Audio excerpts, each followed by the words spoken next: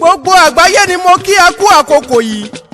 A kú ọlídé ìgbà gígí tó gbalé gboko débi gbogbo.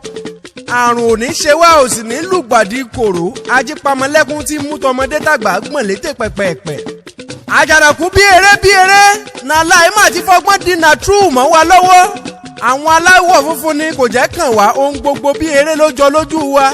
Àfìgbà tí Federal Ministry of Health sísọ lójú eégún fún wa lọ́sẹ̀ tá a lò tán. Wọ́n ló ti di ènìyàn 16 tí wọ́n ti kẹ́fín ẹ̀ pẹ̀lú nílùú Èkó, 3 ní FCT nílùú Àbújá, ìlú Èkìtì ló ní kan, Ògùn State ní bí ẹni méjì tó lùgbàdì. Ẹ̀yin ìjọba wa ẹ bá wa dá sí, ẹ má ṣe jẹ́ kárùn yìí ó tàn káyé. Ẹ dákun ẹ má ṣe jẹ́ kọ́rọ̀ orílẹ̀-èdè yìí ó dàbí orílẹ̀-èdè Italy pẹ̀lú UK. Tárùn yìí ti ń sọṣẹ́ kọjá sísọ. Àfìgbà tó wọ̀ wọ́n lára tó di nǹkan tápá àwọn òkà kí wọ́n tó máa sáré kíjokíjo kí wọ́n máa gbé ìgbésẹ̀. Àjànàkú ọ̀rọ̀ ọlọ́rọ̀ ló yẹ amúsọgbọ́n lákòókò tá a wà yìí. Ṣé báwọn ènìyàn ní bẹ lórílẹ̀‐èdè Uganda tí wọ́n ti létòkó kó tó di pé ẹlẹ́kẹ̀rú sẹ́yọ tó gbalé gboko bá bá wọn lọ́wọ́ wọn. Ọ̀pọ̀ ọmọ orílẹ̀‐èdè yìí ló sì ti kúdekú níbi wọ́n ti ń lo oògùn lọ́nà àìtọ́. Self-medication ti rán wọn lọ sọ́run àrèmábọ̀. Àwọn bíi 24 ọmọ orílẹ̀-èdè yìí ló ti lọ lo overdose oògùn chloroquine tí wọ́n sì ti fẹ́rẹ̀ kú. Ọ̀pọ̀ ni malaria ń ṣe tí wọ́n rò párùn àṣekúpani ló dé sí wọn.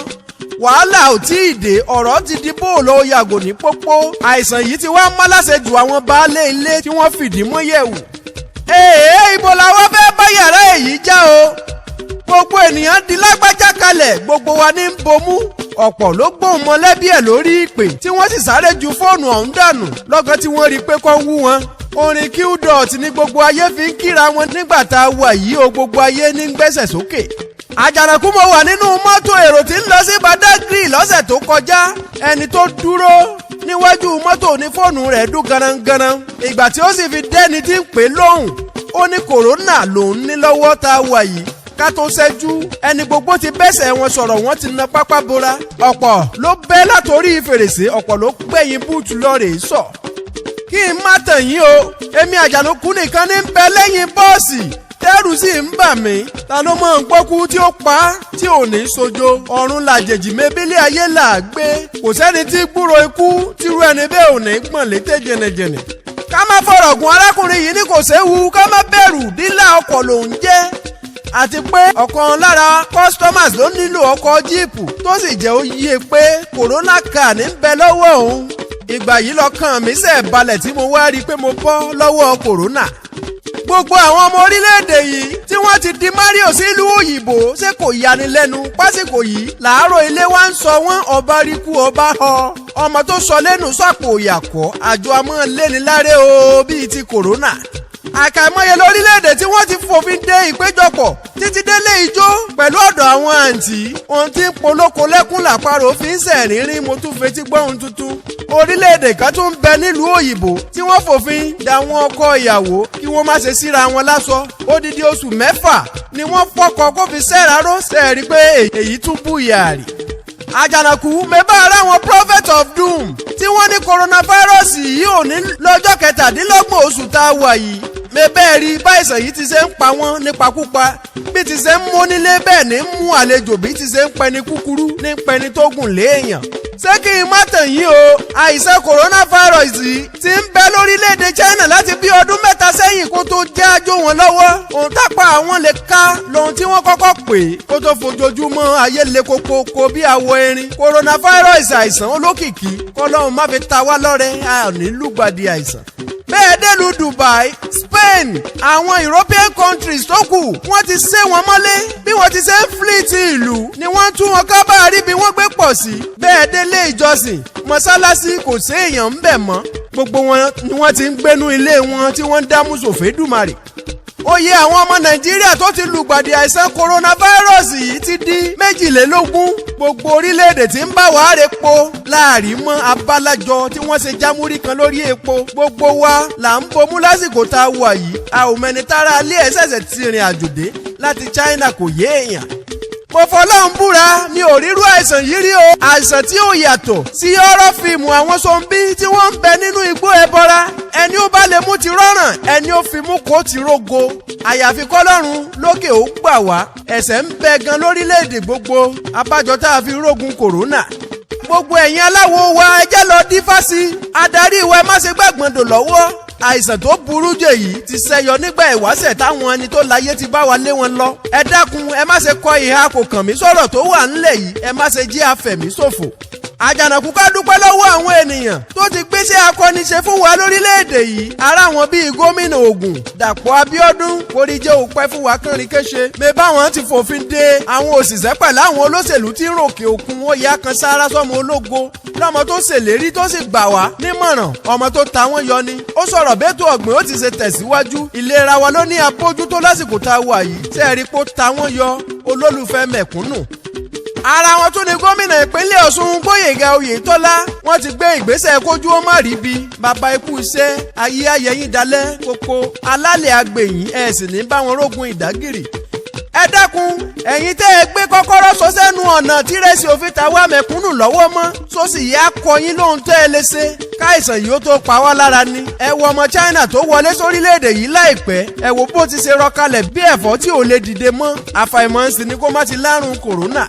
àṣepá àìsàn kan ń bẹ tó lè má àwọn adarí wa tí ń fojoojúmọ́ ayé fò káàkiri àgbáyé ó gbélé. àparí iṣu ilé tó lọ fónílé ni wọ́n fi ń hàn yín ẹjẹ́ lọ tún bí kó wá yín ti jáde ṣe. torílẹ̀-èdè yìí bá dára ẹ ò ní ṣe kò ń gẹ́ coronavirus ẹ ṣe yìí lé ní. ẹ ṣeun tó tọ́ kí tẹrú tọmọ kí gbogbo wa ó lè bì happy. Àjànàkú ọjọ́ ìjà bá díjú tán làárán tí Ọ̀rúnmìlà ọjọ́ aláṣiré làárán tí ọ̀lẹ. gbogbo ẹ̀yin akọni tó gbọ́ fà yanranyanran iṣẹ́ ti dé fún wa láti ṣe. ẹ̀yin làárán mi tí bàtà ń ké lótú Ifẹ̀ mo fẹ́ bá yín ní gbólóhùn méjì. Prevention is better than cure. ẹ jẹ́ àjọ ṣàlàyé kó yé yékéyéké. àkọ́kọ́ ẹ dákun ẹ máa bomú yín tẹ́ ẹ bá wà láàárín ọ̀pọ̀ ènìyàn. bí ṣebiṣẹ́ lẹ̀ ń lọ ó sì jẹ́nu ọkọ̀ elérò ẹ jẹ̀bùrẹ́ ẹ bomú yín a ò ní lùgbàdì àìsàn. àkọ́kọ́ ni pé ibi tá a ti lè kó àrùn kòrónà yìí ibi kọ́ wíwú níbi tẹ́ni tó ń sín wà kó sì fò fẹ̀rẹ̀ kó bọ́ sínú ẹni ló fi yá mọ́ bomú wa kọ́nà fún ó mọ́ dùnyàn ká mọ́ sun bí ikùn bí ẹ̀jẹ̀ àpẹẹrẹ ohun tó lè yọ sí wọn lára ni. ọ̀nà tá a sì lè gbà láti dènà kòrónà rèé kí n tó máa ń lọ. ẹ ṣọ́ra fún ilé elérò tó bá tó bí 50 ìyẹn 50 ìdọ̀tí a máa fà á ẹja tọ́jú ara wa ìmọ́tótó borí àìsàn bọ́yẹ́ ti ṣe ń borí ooru. tẹ́ ẹ bá fẹ́ jáde ẹ lo akọ hand drop hand and hygiene technique ìyẹn túmọ̀ sí ẹ fi ọtí pawọ́ yín látòkèdélẹ̀ ẹ tọ́tí sẹ́nu. àmọ́ ṣá o ìyẹn ò ní kẹ́ ẹ wá fìyẹn kẹ́wọ́ kẹ́ ẹ lájànàkú ti rí ẹ mọ́ ọmọtí kiri. èmi Àjànàkú ní ẹ lo díẹ̀ ni ọ̀bùnrín kú ọkọ ti ràn mọ́ ẹ já ṣeun gbogbo níwọ̀ntúnwọ̀nsì. tẹ́ ẹ bá lọ lé ìyàgbẹ́ ẹ fọṣẹ fọwọ́ yín ẹ fọ̀ kó mọ́ tónítóní ẹ má fọwọ́ romú ẹ sì tún lè jọ̀gẹ̀dẹ̀ páráǹtà ó lè bá wa lé kòrónà lọ. ẹ já fọwọ́ sowọ́ pẹ̀lú àwọn ìjọba fún gbèdéke tí wọ́n bá fún wa ká fi gbénú ilé wa ẹ jẹ̀bùrẹ́ orí wa ò ní burú o láṣẹ Olúwa a ò ní fa ìṣàn lògbà.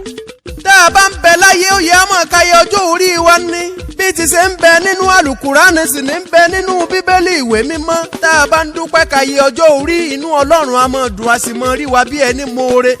ẹni aṣelóore ẹgbẹ̀fà tó kọ̀ tí o dúpẹ́ irú wọn ló bẹ́gi dínà ẹgbèje amóore sùn ní í ṣe ni irú wọn wà láìtàlà. ọmọ Adúlójú Olúwafẹ́mi Ayọ̀délé ọmọ wọn Ládó Èkìtì ń sọjọ́ ìbí gbogbo wa la gbé bọ́dì sókè tá a sì wá dúpẹ́ ọkọ Kíkẹ́ lọ́mọ ní ṣayẹyẹ ọdún tó délé ayé ó tọ́ ká bá wọn dá sí i káwọn Afẹ́nifẹ́re parapọ̀ wá sọ̀dí ìlú wa lógo ó tọ́ kí gbogbo wa ó fò fáyọ̀. bàbá Oyin Kọ́sọ́lá bàbá Olúwafẹ́mi Junior dákun máa dá gọ̀jọ̀gọ̀jọ̀ ìwọ ló lónìí bàbá mi máa ń lọ fún ọ láyọ̀ ọkàn dákun máa ń dá kẹlúkẹlú kẹ́ńkẹ́ ọ̀pọ̀ òjò ló ti rọ̀ tó sì ti dọ̀dá ọ̀pọ̀ ní bẹ nílé ìwòsàn tí ò wúlò. ẹ bá mi kọ́ ọmọ ológo ọkọ Oyin Kọ́sọ́lá lèmi Àjànàkú kí lọ́wọ́lọ́wọ́ ọmọ Adúlójú ọmọ tó jọ bàbá ẹ̀ bí ìmumu àtọ aré sísá ṣe bọ́ ńlá fi bẹ́ ṣin lọ́mọ ó ti sọdún èyí láṣẹ Olúwa wa tún ṣe tẹ̀mí pẹ̀lú ìrọ̀rùn. ọdọọdún ni sápó ń rúwé o ojoojúmọ́ ayé sálórí tá ń gbẹbọ òkè òkè ń tàṣà lókè lókè ń lóṣù ń kọ́lé sí láyé báàrẹ́ ni òun má lo kádàrá òde ọ̀run tá a kọ fún ọ yóò jẹgba bá a sì rẹ́ ni àbùkù tó fẹ́ taná wo kádàrá rẹ ò ní kádùn láyé ajákajá àwọn tó bá ti fojú dẹkùn yìí owó ẹ̀wù ẹ̀jẹ̀. ọdọọdún làárọ̀ rógbó ọdọọdún làárẹ̀ òòṣà ọdọọdún ní pèrègùn yọ tiẹ̀ lákọ̀tún. bàbá kíkẹ́ dákun mọ́ ń dá kẹlúkẹlú kẹ́ńkẹ́ dákun gbé bọ́dí ẹ sókè ọ̀rọ̀ rẹ tọ́pẹ́ kó o lo gba ọdún láyé ni dákun sàmí ẹ̀.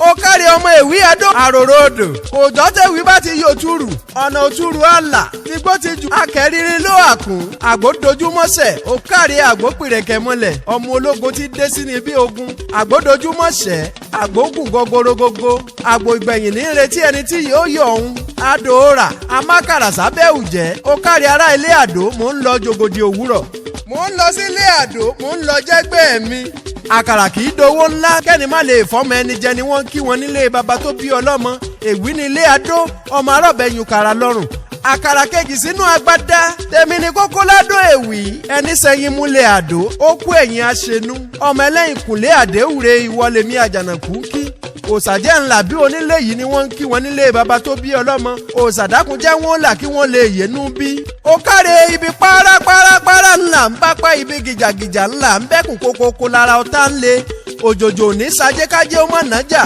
ó ti sọdún èyí láṣẹ olúwa wa tún ṣe tẹ̀mí pẹ̀lú ìrọ̀rùn. bínúbínú ẹjẹ́ lọ sinmi agbájá bàbá olúwa fẹ́mi junior ó ti bá wọn dòrìṣà kan ẹ̀mú alágbẹ̀dẹ òṣèré gbámú mọ́ èmi ní yọyín lẹ́nu ná ẹgbẹ́ agbóògbòmí ẹgbẹ́ aláyọnusọ sọmọ tó ti rógo lò tó ti dókè ńlẹ̀ yìí ń gbé mú sí ẹjẹ́ lọ bónírejó kíre yín ó lè sùn yín bọ̀.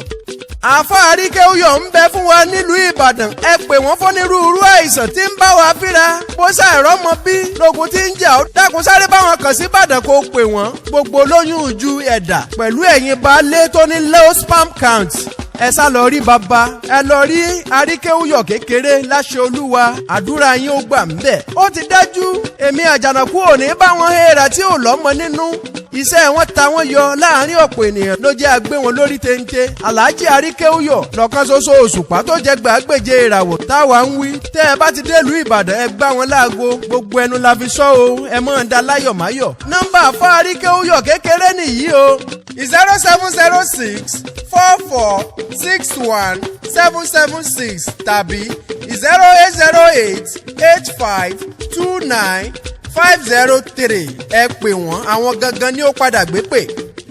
ẹ dákun ẹ lọ láìkí péjì mi àjànàkú akéwì lèmi ń jẹ́ bó ṣènáwó òkú àgbà ìsílé birthday tàbọ́jà kan lẹ́yìn fẹ́ tà ẹ dákun ẹ kàn sí wa ká fi tiwa gbé tiyín lárugẹ bó sì jẹ́ nìkan ló fẹ́ fọwọ́ ọlá gbá yín lójú lọ́nà àìtọ́ ẹ kàn sí mi àjànàkú mo ṣe tán láti pariwo olúwa rẹ̀ lórí ètò +234 812 490 7988 ní nọ́mbà tẹ́ lè pè mí sí. ẹ tún lè lọ subscribe sórí YouTube mi àjànàkú akéwì náà ni bó sórí Facebook adéwọ̀yìn babátúndé ni ẹ sáàchì fún tàbí kẹ́ ẹ kàn sí mi lórí àjànàkú@gmail.com ẹ pè mí o ìpàdé wa wọ̀ bí ọjọ́rọ̀.